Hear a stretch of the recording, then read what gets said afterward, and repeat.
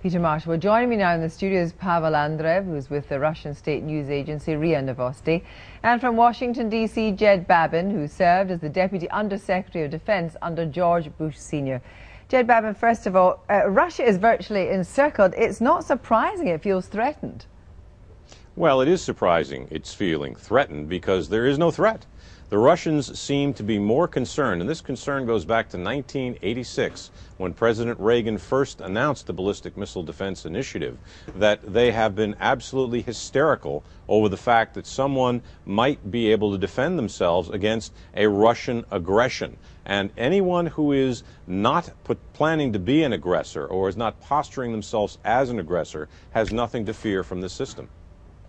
Nothing to fear from the system if you're not planning to be an aggressor. It's an hysterical reaction by the Russians. Well, Russia is definitely not hysterical. What Russia definitely is that it has lost any illusions about the American intentions for a number of years now. The trick here is that each and every Russian leader who comes into power, they always hope that there can be some mutual dialogue, mutual gains from the relations with the Americans, but unfortunately it never works. Jed Babin, of course, Poland was prevaricating. Do you agree with the analysis that the crisis in Georgia helped, as it were, crystallize their thoughts? Well, of course, and what we just heard from your other guest is the same rhetoric we heard. This is back to the future. This is the Russia of the Cold War. It's all our fault. They want to make peace. Baloney. If they want to make peace, they should withdraw from Georgia, they should not threaten Poland with nuclear weapons, and they should not attack Estonia with cyber warfare. They are an aggressive nation. As George Kennan said 50 years ago, Russian border states are either vassals or enemies. Well, that's what I'm hearing.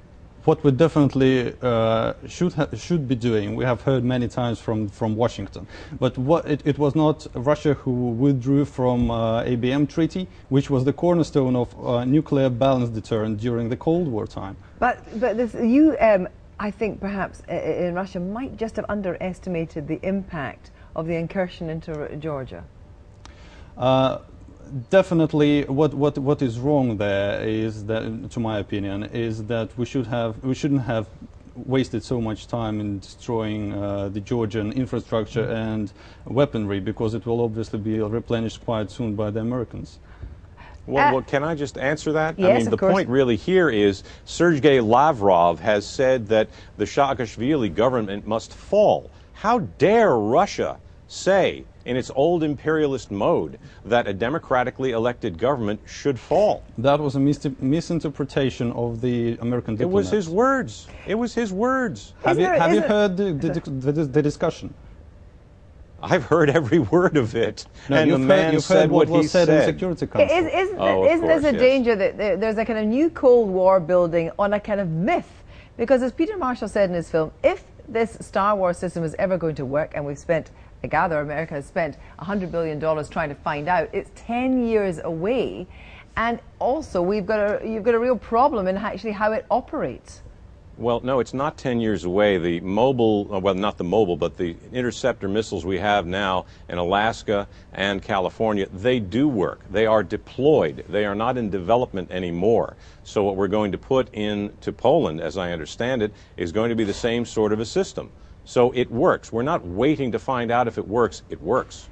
Is there not a danger that you're putting Poland in harm's way? Well, I think the Poles are grown-ups. They have a democratically elected government. It's their choice, and they're free to make it. Well, firstly, I would respond that luckily quite a lot of experts are saying that the system is not ready. But what worries Russia, obviously, are the statements coming out from Washington that the system will be enhanced and updated and upgraded further on. Now, about... Of course. Yes, of course it will be. So that's what the Russia is worried about. Now, on the second issue of Poles being grown-ups, I can't really comment on Poles, but I've just came back from the Czech Republic, and I should tell you that nobody there if you ask the grown-up people, nobody there wants the radar because they don't want to mess into that global politics of the Americans. Then they should take that with their own government. Their own government has said that they want the radar there, and I don't know who you're talking to. I suggest, sir, you talk to the Prime Minister of the Czech Republic. Yes, obviously, apart from the Prime Minister, the President, and Karel Schwarzenberg, the Foreign Minister, there is nobody else who wants it. Do you think that is absolute baloney? You have a democracy there. If they were not representing their people, they'd be thrown out of office. That's how it works everywhere except in Russia. Yeah, so why won't they have a referendum on it? Do you think, just moving, do you think that the extent of Russia's response will be this perhaps temporary ending of military cooperation with NATO? Do you think that will be the main thrust of Russia's response? Well, frankly, all the hopes that the cooperation with NATO will be blossoming since the founding act between Russia and NATO, they all were thrown into rubbish bin by the actual policies, the actual steps which we saw there. Do you think, Jed Babin, you're shaking your head, but just one final question on this. Do you think this is sort of posturing and politicking, or do you genuinely think that relationships between Russia and America are in a very difficult pass? I think actually and factually we are at a very difficult pass with Russia. Russia is choosing an aggressive stance, and as long as Russia chooses to be an aggressor, we have no choice but to contain them as we did in the Cold War. Thank you both.